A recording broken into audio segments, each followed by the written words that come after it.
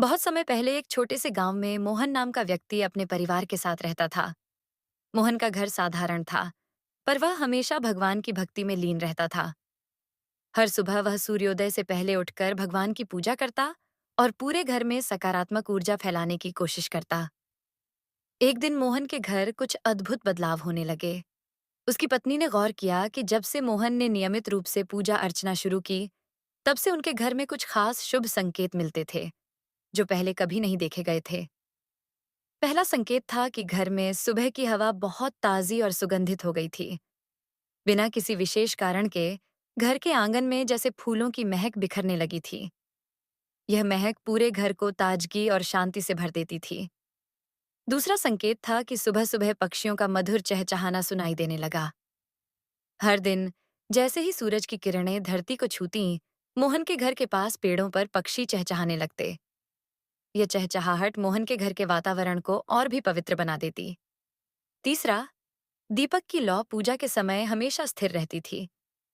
मोहन की पत्नी ने कई बार देखा कि जब वह दीपक जलाती तो उसकी लौ कभी हिलती नहीं थी।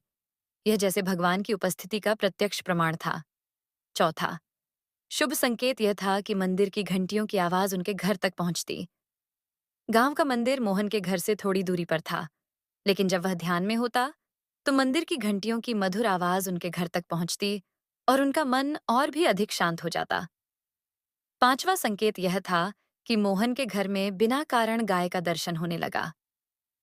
एक दिन सुबह सुबह मोहन की पत्नी ने देखा कि दरवाजे के पास एक गाय आकर खड़ी थी और बड़ी शांति से उन्हें देख रही थी। गाय का यूं घर आना और उसका दर्शन करना मोहन के परिवार के लिए बहुत ही शुभ माना गया। छठवां शुभ संकेत था कि बच्चे सुबह उठते ही हंसने और खुश रहने लगे थे। पहले उनके बच्चे उठते समय अक्सर आलसी और चिड़चिड़े रहते थे, पर अब वे बिना किसी कारण के खुशी से झूम उठते थे। सातवां संकेत यह था कि मोहन के सपने बदल गए थे। अब जब भी वह सुबह उठता, शांतिदायक और शुभ सपने उसकी स्मृति में होते। वह भगवान के दर्शन या किसी दिव्य संदेश से भरे सपने देखता था। आठवां, घर में ठंडी और निर्मल हवा का प्रवाह होता। सुबह सुबह मोहन को ऐसा महसूस होता जैसे भगवान की उपस्थिति हवा के माध्यम से पूरे घर में फैल रही हो। नौवां शुभ संकेत यह था कि पूजा के समय बिना किसी प्रयास के शंख की आवाज सुनाई देती। यह आवाज मोहन को हर सुबह ध्यान के समय सुनाई देती और उसके मन को अद्भुत शांति देती। 10वां संकेत यह था कि मोहन की पत्नी ने देखा कि दीपक का तेल बहुत देर तक जलता रहता।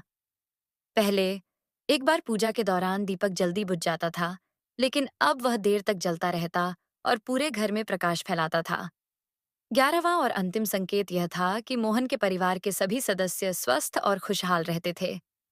जहां पहले घर में छोटी मोटी बीमारियां और चिंताएं बनी रहती थीं, अब हर कोई खुशी और स्वास्थ्य से भरपूर था।